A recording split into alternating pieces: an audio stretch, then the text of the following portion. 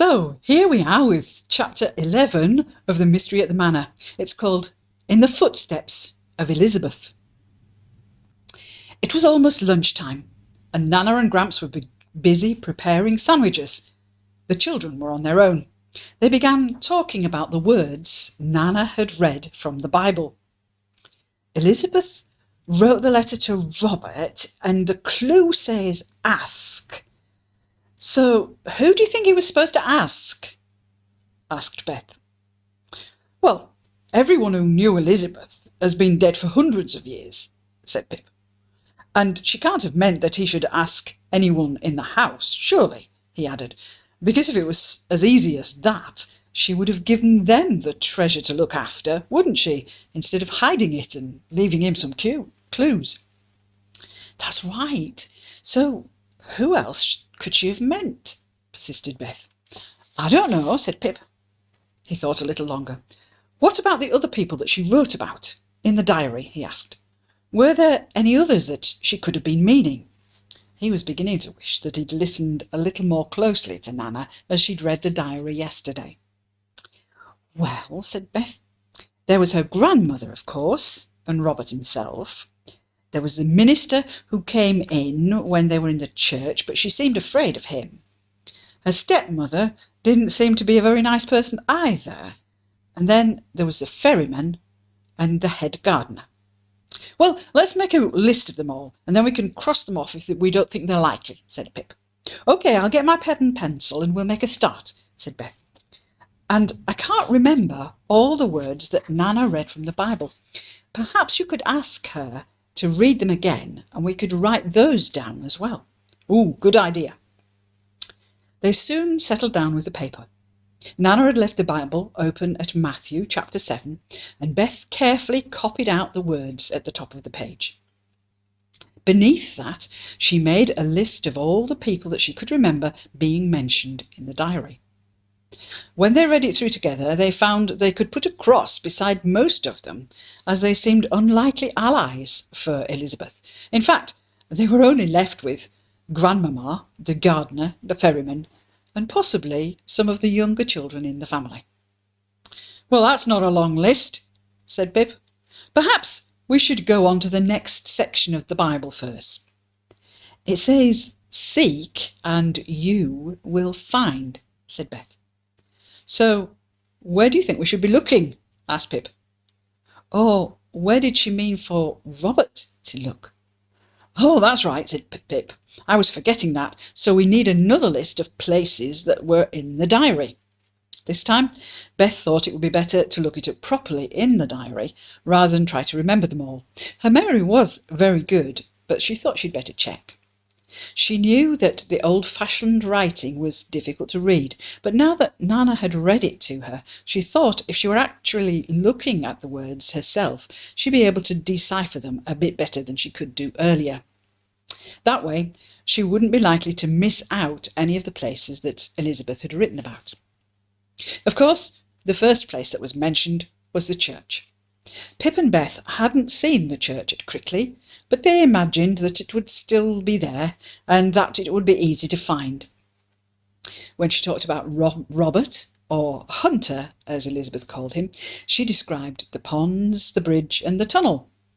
And then she went on to say that he lived at the ferryman's house, and she met him that day on the path by the seashore after the snake bite.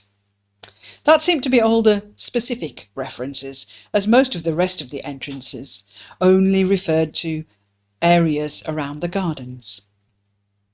Pip looked down at the page. So it seems that we need to go and look at the church. We have found the tunnel under the bridge by the pond, so we can cross that off. And then we need to walk along the path by the seashore that we saw Gramps with the other day, and we need to find the fisherman's cottage if it's still there.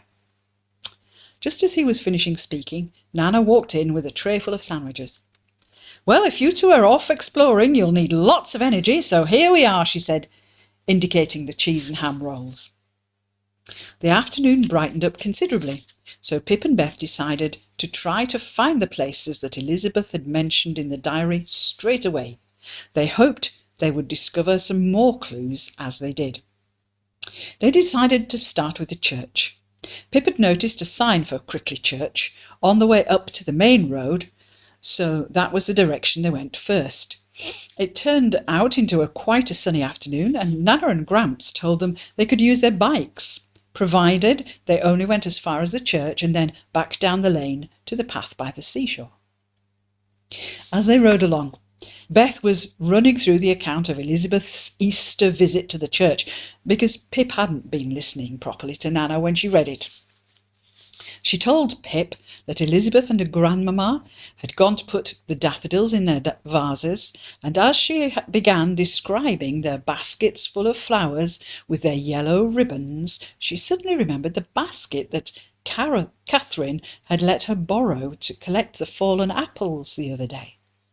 "I wonder if it's the same basket that I used," she said. "There was a dirty piece of ribbon fastened to it at one side." "I suppose it might be," said Pip. "It would make it awfully old if it was."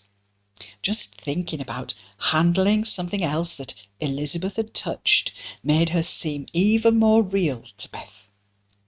They had turned off the lane now, following the sign for the church. The track soon took them very close to another old house, but beyond that there was an avenue of hawthorn trees which led down to a wide gate.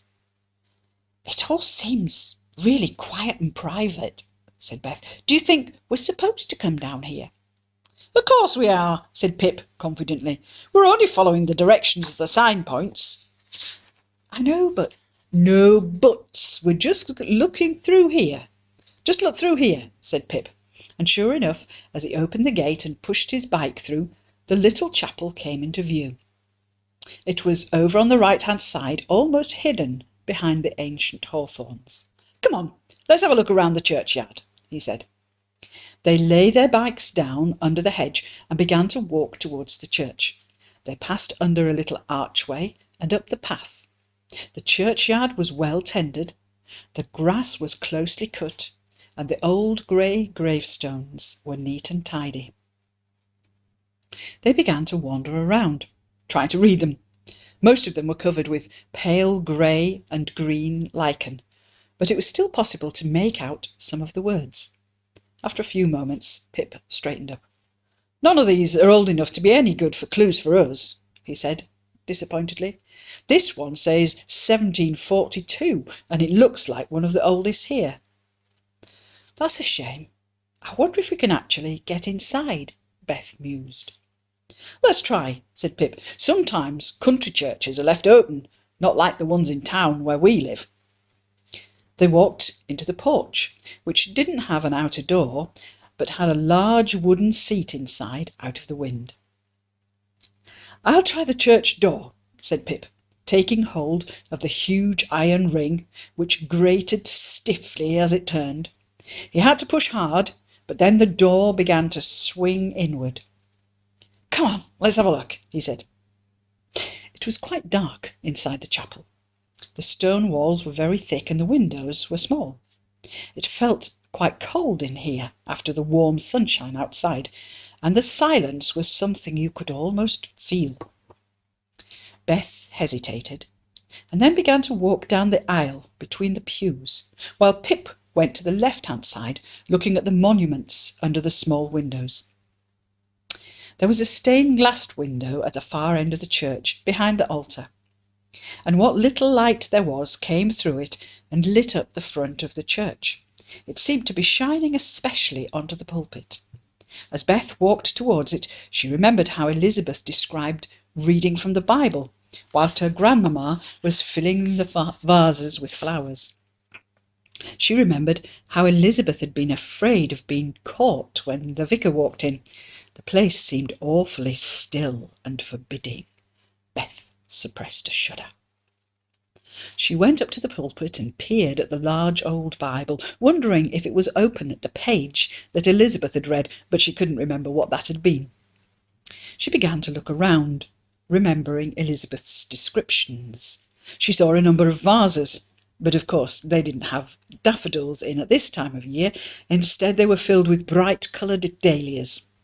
She looked back the way that she had come and noticed that the font where the babies would be christened, was at the back of the church, just as the diary had said. She remembered how Elizabeth's story had ended with the vicar bursting in and a terrified little mouse running to hide. She looked carefully around, but she hoped that there weren't still any little mice around here now. The back of the church was quite well lit, because they had left the door open. But even as she stood watching, the light began to fade, and she felt the hairs begin to rise at the back of her neck. She realised that the door was silently closing. "Pip!" she called, in a stage whisper, too afraid to call out loudly. "What's the matter?" he answered. He was down near the front of the church, looking at some of the inscriptions on the floor, and hadn't noticed the door, but now they both heard a loud click as the door shut tight. "Hey!" shouted Pip. "Don't lock us in!" They were both racing up the aisle, panicking as they ran, when the door began to swing open again. Initially she was glad, but then Beth found herself thinking again of Elizabeth and how afraid she had been when the vicar burst into the church. When the door was finally wide open, Beth gazed at the silhouette of a figure, outlined against the brilliant sunshine behind it. The shadow cast from it into the church reached all the way down the aisle, practically to Pip's feet. Beth saw to her horror the shadow of big, rough hands, one of which held a long dagger hanging down besides enormous legs. The silhouette finished near the door with a shadow of huge, giant-sized boots. Beth froze. Ages seemed to pass, but in reality it was only a moment before Beth's gaze continued up the newcomer. Now that her eyes were becoming accustomed to the light, she saw that her first thoughts couldn't have been further from the truth. In fact, she was looking at an elderly lady wearing large black Wellingtons and faded overalls. She was carrying a small muddy trowel and wearing old gardening gloves. Beth could almost have laughed with relief. "My goodness!" said the newcomer in amazement. "I had no idea anyone was inside." "I'm glad you heard us," said Pip. "It's not often we get visitors in here in the afternoon," said the lady, smiling. "I almost locked you in." "We wouldn't have wanted to stay here much longer," said Beth, recovering from her fright. "I've just been weeding by the back walls," explained the lady, who was obviously a gardener. "When I took the stuff over to the compost heap, I noticed the door. I thought I must have left it open when I came in earlier, so I decided to close it all up properly before I finished off for the day." She looked the children up and down. "So what brings you two here this afternoon?" "Oh, nothing really," began Pip. "We are staying on the caravan site and thought we'd do a bit of exploring." They had all walked back out into the sunshine of the porch, and the lady took out a large key. "The churchyard looks so nice. We were wondering," asked Beth, "if you could tell us anything about the history of the place." "Well, now then," began the gardener, as she turned the key in the lock and launched into one of her favourite subjects. And she was full of information. The three of them ended up sitting on the benches in the porch, looking out over the River Crouch, as she shared lots of stories of the area. She told them how the Navy had used the area during the war and even built an air raid shelter underground near the river.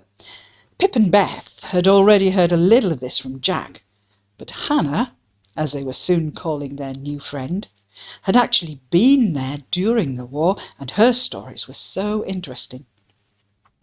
Before any of them were aware of it, a whole hour had passed, and the children realised that they'd better be getting on. "Well, any time you fancy a chat, I'm around most days," concluded Hannah. "I'd best be finishing off my weeding now." "You wouldn't know which house was the ferryman's cottage, would you?" asked Pip, as they collected their pipes. "That'd be the big old black and white house on the riverbank, beyond the boatyard, at the far end of the lane," she directed them. "Of course, It's not a ferryman's cottage anymore. There hasn't been a ferry running for a good few years now. The house was turned into a pub for a lot of years, but these days it's just a private house." And so saying, she sent them on their way with a wave, as they continued in the footsteps of Elizabeth. The inhabitants of the ferryman's cottage were not at all pleased to see two children peering over their garden walls, trying to look inside. "What do you two think you are doing?" called a voice, as Beth was just attempting to look more closely at a plaque on the wall that seemed to have a date on it. She almost fell off her bike as the lady of the house called again. "I will not have anybody poking around here," she shouted. "What is this place coming to? People snooping around in broad daylight now. If you come around again, I shall call the police." The children realised that there was no point in hanging around where they were not welcome, so Pip suggested that they make their way back to the caravan site, along the path by the seashore, pushing their bikes so that they could get into the site entrance by the entrance near their den. "I'm glad the people living there back in Elizabeth's time were a bit more friendly than the ones who live there now," said Pip. There was no need for her to shout like that. "There was no need for her to shout at all," said Pip. "I don't know," said Pip. She sounded like they had someone else snooping around from what she said." "I suppose so," answered Beth. "But she was rather nasty, and anyway, who else could be snooping?" she added, but even as she said it, she remembered watching the fox cubs earlier, and she could almost see the shadow in her mind's eye. "You don't think—" she began. "Not the shadow again?" asked Pip, as the same thought had occurred to him. "I really don't like that guy. He gives me the creeps." "But what would he be doing, creeping around here?" asked Beth. "I'm sure the lady mentioned something about being disturbed in the night. She certainly seemed to imply that someone had been around in the dark. And you said that you saw him prowling around one night, didn't you?" asked Pip. "That's right," answered Beth. "I thought he was watching Jack's caravan, but I don't know. He seems to get everywhere." They had been walking along the riverside, but now they came to the junction where they must leave the sea wall and turn left up the path to the caravan site's back entrance. As they went, Beth, who was turning into quite a storyteller, began telling Pip about the time Elizabeth had been bitten by the snake. Somehow she seemed able to make the simple account in the diary last about 10 minutes, as she imagined how it must have felt for Elizabeth. She described the scene as Hunter came to the rescue. It all seemed so real that she and Pip found themselves looking closely at the ground in case there were any snakes around today. They realised how difficult it must have been for him to carry her along the path by the seashore the way they had come to take her to the ferryman's cottage. It really was quite a distance. "Gramps was telling me while we were fishing the other day that there wasn't a sea wall until much later on, so the land around here would have been all muddy and boggy and squelchy," mused Pip. As they arrived back at the caravan site, they saw Gramps up by the playing field, and although he said he'd just been fishing, Pip had the feeling that he'd been keeping an eye open for them. It was nearly time for tea, and they walked on together. Gramps began to tell them how he had made a surprising new fisherman friend who was staying on the site for a while, but the children were hardly listening, as they were thinking of all the things that they had been doing. They all seemed to be looking across at the diamond-paned caravan as they drew nearer home. Pip and Beth were glad to see that there was no sign of the shadow. Beth had just told Gramps all about Hannah, their new friend, when they reached their own van and carefully stowed their bikes inside the awning. That night, as they were settling down after another long day, Beth chose a picture in the storybook of a family of pigs. They were eating their food from a bucket which was being held by a very scruffy-looking man. The picture had been drawn and cut so skillfully that as Nana moved the book slightly, it almost looks as though the pigs were pushing at the boy's legs. "What's that story about?" she asked. "It's about a runaway," answered Nana, and began to read. One day there was a man who had 2 sons. The youngest son could not wait until his father died to inherit his money. And remember, if you want to find Nana's bedtime stories, there's a list, and this one is to be found in Luke chapter 15, beginning at verse 11. Okay?